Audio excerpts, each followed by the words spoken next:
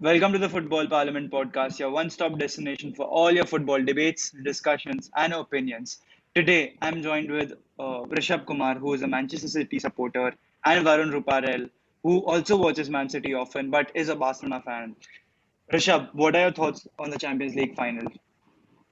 Um, I think first and foremost, we kind of need to like take it in that Manchester City have reached the Champions League final. We've been known as Champions League bottlers for the Yeah, past few years, and we've seen it. it We've has bottled happened like quite finally. a few. Yeah, we've bottled quite a few matches to be fair, but um, maybe luck wasn't on our side. Maybe just one or two things that in the tactics that didn't go right. But this season in the Champions League has been absolutely phenomenal for us. I think I was very surprised. I was actually in tears, when we beat PSG in the second leg to reach the finals. I know, right, And Varun? On our football group, we saw that voice message also, right? Yeah. yeah, the voice That's an message that we iconic voice message. I I just can't forget it. See, Legit, it's first really very comes funny. first comes Martin Tyler's Aguero, then comes Rishabh Kumar's voice message. Yeah, I swear to I God. mean, I yeah, mean, that was so good. it was Done. in the heat of the moment. I think, beating for me, it was like if you can beat PSG, squad which has so much of depth, so much of talent in every position you can think of, then I Yeah. think it means that you've got a very good chance of winning the Champions League. And I think we did that against PSG. But with PSG again, we were a little bit lucky when it came to the disciplinary issues with PSG, with Leo Paredes, Di Maria for the matter as well. So apart from that, for PSG specifically, I can say with the match which made us reach the Champions League final, we were absolutely phenomenal. I think that is the way we should play in the finals as well. The way we boxed Neymar, so we had no option but to pass back. The You see, retreating. the thing with that game was that they were missing Kylian Mbappe very much. I mean, we have always seen Neymar and I that mean, Kylian Mbappe Hundred link up. percent, hundred now percent. But if you look at the stat, I'm not too sure if you know this, but the last time PSG had a shot on target was in the first half of the first leg against Manchester City. In the second half, Kylian Mbappe Oh my God. didn't have any touches on the Yeah, ball. that's because Kylian Mbappe, according to reports, he wasn't at 100%. He was carrying an injury and playing the game. Yeah, But in yeah, the that was second leg, that. But Mauricio Pochettino didn't want to risk him so much. So he just yeah, kept him he aside. doesn't want to strain the injury. But it's a crazy fact to know that Edison had more touches than Kylian Mbappe did in the entire match. Just a Oh touch my more. God. But so it's actually a pretty interesting stat. And plus, Kylian Mbappe is what currently one of the most lethal strikers in the world, apart from Yeah. the ones that we all know. Hmm. So that's what Still I doesn't think. What change the fact that he's one of the best big game players. Anyways, Varun, what are your thoughts on Man City Chelsea? first and foremost, I would like to congratulate Man City for finally reaching a UCL final. What Yeah. happened this season, in my opinion, is that Pep Guardiola finally found his defensive line that he can use for Champions League. Uh, Pep is actually a very clinical manager. He looks at the smallest aspects of the game. He was the one who actually brought in that tiki taka for Barcelona, and so it proves him as a technical manager. More than anything else, I think that he was just in the past few years when Manchester City lost out to many other teams in the knockout stages of the UCL. I felt that they didn't have that depth in their defensive line. But despite that, they went on to win the Premier League.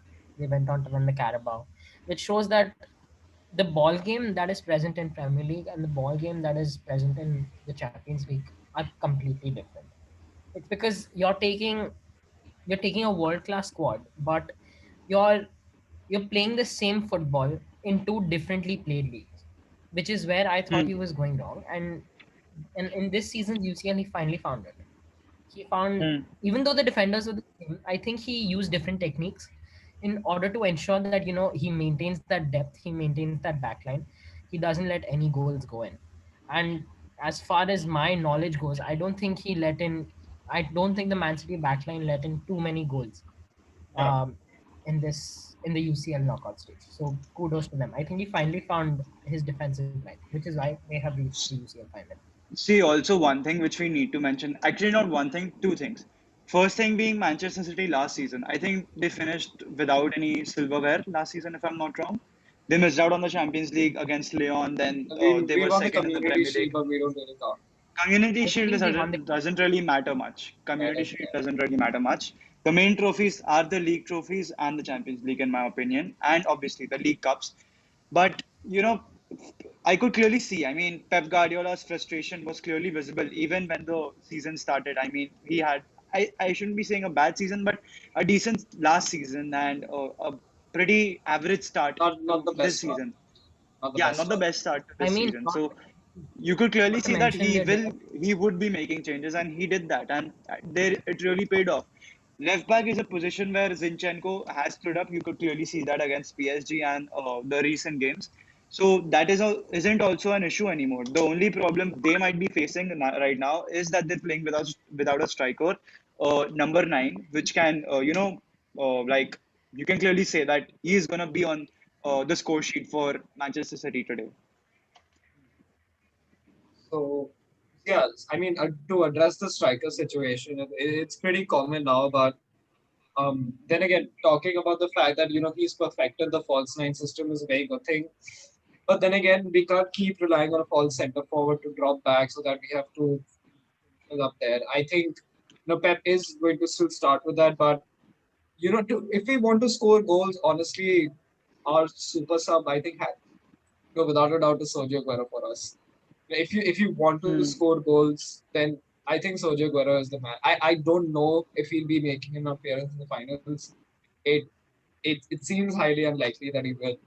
But yeah, as a last resort, I think Aguero can actually step up because this is his legacy. He said he's wanted to leave the club after the Champions League, and Yeah. this season could might just be the season that he's been waiting for his entire career, his entire decade, I must Hmm. say. Varun, yeah. Varun, what are your thoughts on Man City's group stages since we are discussing the road to the Champions League final? Okay. As every season, Man City had, I think, the easiest group stage. They have, I Yeah. think, in most of the UCL seasons that they have played, they have always surpassed the group stages, and um, I think it's the knockout games that have really mattered for them because they're getting teams like Olympiacos, they're getting um, teams Porto like Marseille. Marseille, yeah, Porto and Marseille, Marseille. which are relatively easier teams to counteract, in my opinion. Yeah. Looking at the competition in the Champions League, which is why group stages were always a breeze for them. There's no comment on Hmm. that, and they used to score at least 2 to 3 goals in every game that they played. Yeah. Talking about the group stages Also, again. just cutting you, Rishabh. I just like to give you a statistic, and you will be pretty happy with this. Manchester City progressed from the Champions League group stage with 16 points, the joint most among English sides in a single group stage in the competition, along with Arsenal in 2006, Manchester United Yeah. in 2008, and Tottenham in 2018. Now you can continue. So talking about the group stages again, yes, we did get relatively easier draws, but I think we surpassed the group stages with almost perfection. The one draw against Marseille is all that stopped us. I think we reached perfection there because Pep used the group stage as a way to figure out his defense line. Every match that Yeah. you'll see in the group stage had John Stones, Ruben Diaz, Joao Cancelo, Kyle Walker, or Alexander Zinchenko. You could change up your midfield or attack your goalkeeper. You could have Stefan in goal for all you'd care. So I think the group stage was very instrumental for us. We had to perfect our back line. And in the group stage, we ended up conceding only 2 goals in all the matches that we played. So from there, actually, to now that we're on the topic of like conceding goals, um, Man City is one of the only clubs to have conceded 4 goals or lesser in the road to the final. This entire Champions That's great. League campaign, That's great. we've only conceded two. One against Borussia Dortmund. Sorry, two against Borussia Dortmund, one against PSG, and one against Porto. Those are the Hmm. only times we've conceded in the entirety of the Champions League, which is honestly, I think it just goes to show, how much Pep has like cared about our defense. Because you look at it, it's not a joke. We've spent almost like huge billion ever since Pep Guardiola's come, and a major amount of that has gone to our defense line. That defense line hasn't really been the best, but this season he's worked out a system. I think he's got the right players in for it. Ruben Diaz. Now, I think we all love Ruben Diaz, but the thing about Ruben Diaz that amazes me the most, at least, is the fact that he can tell when somebody is going to cross and when somebody is going to take a shot. In an interview, he said himself the first thing for him is the mentality and to understand if somebody is going to be taking a shot, if somebody is going to be crossing it. And that's why you see Ruben Diaz using his head most of the time, blocking all these shots. So the group stage was very instrumental for us in the defense line. So moving on from there to the round of 16 against Mönchengladbach. Vedant, what did you think of those two? Honestly, Man City had, comparing to their final rivals, which are Chelsea, they had a easier campaign, in my opinion. They faced Borussia Mönchengladbach, and they easily went through them. I mean, none of us would have thought that Mönchengladbach, considering the Champions League nights and the comebacks which happened, Borussia Mönchengladbach actually stood a chance against Man City. So Man City comfortably sailed through the round of 16 without any problems. They went to the quarters facing BVB, a BVB side which is young and a bit inexperienced, but does have the likes of Sancho and Haaland. But we knew then also that Borussia Dortmund don't stand a chance to actually go to the semi-finals of the Champions League. Rishabh, what your thoughts on? Sorry, not Rishabh. Varun, your thoughts on the quarterfinals? In my opinion, the quarterfinals, I wouldn't say it was a breeze for Manchester City, but like you mentioned, Dortmund, even though they had possibly the best young striker in the world, which is Erling Haaland, and Hmm. even though they had a prolific right mid, which is one of the key aspects of a good ball game, I felt that they had the upper hand over them mainly because of the fact that they had a good defensive line, and also because of the fact that um, they had the ability to play those long balls in. They had the ability to ensure that they had the opportunity to score goals in the early stages of the game. Okay, so yeah, basically, I was talking about Erling Haaland. He's one of the best strikers in the world currently, and they even have a prolific right mid, and they had quite a decent midfield along with a very prolific attacking midfield.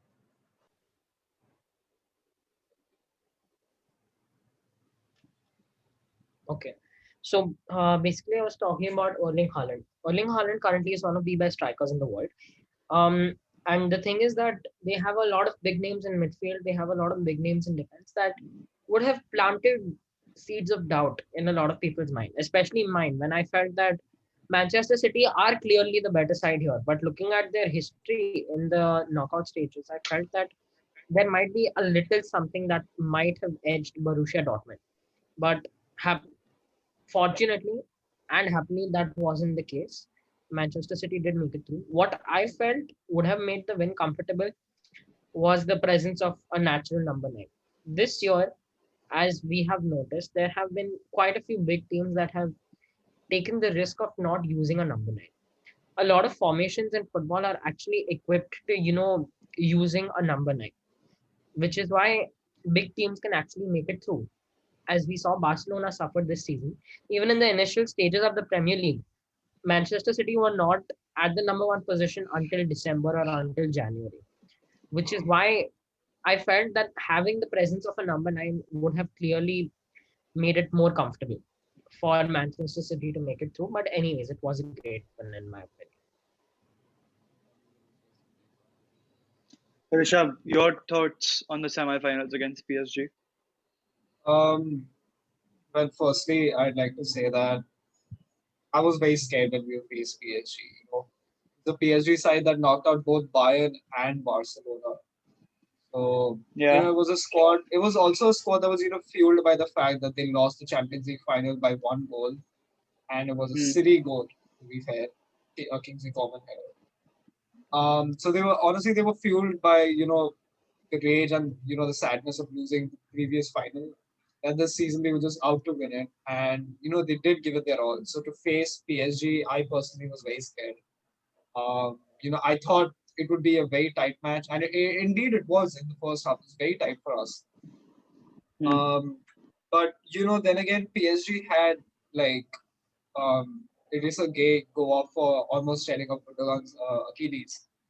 Uh, So that one man down really did kind of help us because we were able to press more and more. First up, you see PSG after you know, them scoring the first goal after that Marquinhos header, they were really more Hmm. comfortable. They could press us more, without retreating.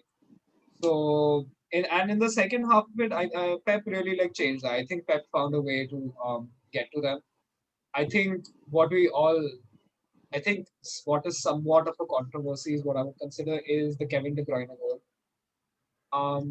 I think all of us knew that he was going in for a cross. It was just that, that John Stones moving away kind of really did take Keylor Navas and he didn't dive for it in time. Hmm. So most people call it a wonder goal. But not being delusional, honestly, I would say that, that too is pure luck. Yeah. Irrespective of irrespective of what it is, because you can't score from somewhere like that, when you're especially Hmm. trying to put in a cross. So, luck was on our side for that one. And the second goal, the Riyad Mahrez goal, I think, that was absolutely PSG's fault. The way the wall broke, and Riyad Mahrez really knew it. He knew that he was going to be going either over the wall, dipping it completely the second it goes, or through the wall or on the side. For the three options that he was given, and he took it. He put it through the wall, and I think that made us more comfortable because even though we were away, that the one goal lead away really wouldn't make us as comfortable as the second goal did. Uh, it was just like that. But for the second leg we were absolutely phenomenal. I think the second leg there was only one really bad chance that we gave PSG, and that was for Di Maria to get into an open goal. That was the only time I feel Man City even lacked for the entirety of the game. We were absolutely perfect that game. Riyad Mahrez, Yeah. scoring both the goals. But what I have to talk about and what I do agree with Varun is I think, we kind of missing that clinical striker in Aguero. We can see it in the matches. We don't be depending on that false nine so much now that I think teams are starting to get used to, seeing Kevin De Bruyne straight up trying to take a shot, which is not wrong. But then again, having a clinical striker would give us a little more sense of security. Um, I mean, you would know that this guy is going to be on the score sheet. However, I mean, you can clearly see that with Messi at Barca, Ronaldo at Juve. They're always on the score sheet for them. So oh yeah, hundred it percent, always 100%. gives you a feeling of safety, that this guy is going to score Yeah, despite 100%, hundred all the percent. See, possible having De outcomes. Bruyne as a centre forward is not bad. It's very good actually. It's just the match against PSG where he almost played as a pure striker in the first half. Hmm. The deflection of the defender and Riyad Mahrez running in, getting the goal. So that was that. But then the second goal that built up to it, the play that went on, Phil Foden running in, playing it back to De Bruyne, Bruyne slowing the entire game down, so everybody scores and Phil Foden gets that shot, that chance up ahead to run. And Riyad putting it across the line to score for Riyad Mahrez to score. I feel like that was like one of the most beautiful pieces of football that I've seen from Manchester City. Manchester City being a side possession based. This time they were absolutely passing it back front and then scoring the goal. And we were very calm, composed because Pep knew it in the, and I think Pep was referring to the last Champions League campaign, the one against Lyon where we conceded three because of the high line. I think that's where he realizes his mistake because we were way on the pressure. Hmm. And Raheem Sterling also fell under pressure. It's actually pretty sad that Raheem Sterling did miss an open goal. The amount of pressure again put on him in the 85th minute was absolutely unfair to him. But we reached the Champions League final. I personally thought we'd be facing Real Madrid, the Champions League royalty. But this Yeah. Chelsea side has been absolutely surprising. I think to every single club here or to every single supporter here, nobody expected Chelsea to be this good as soon as Tuchel came in. Hmm. It's going to be a very interesting final. It's going to be a very interesting final. Varun, Varun, what are your thoughts Yes. on the final?